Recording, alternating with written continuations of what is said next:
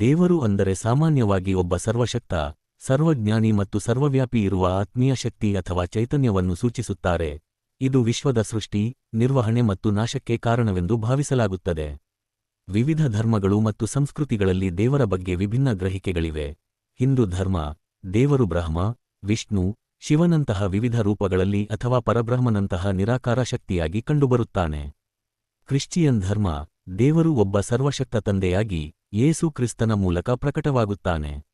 ಇಸ್ಲಾಂ, ಅಲ್ಲಾಹ ಒಬ್ಬನೇ ದೇವರು, ಆತ ರೂಪವಿಲ್ಲದವನು ಮತ್ತು ಸರ್ವತ್ರ ಇರುವನು.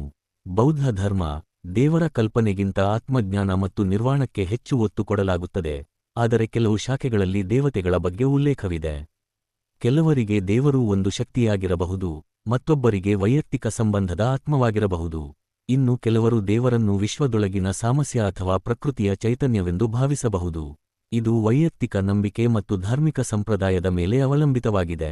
ನಿಮ್ಮ ದೃಷ್ಟಿಕೋನದಿಂದ ದೇವರ ಬಗ್ಗೆ ಯಾವ ಕಲ್ಪನೆಯಿದೆ?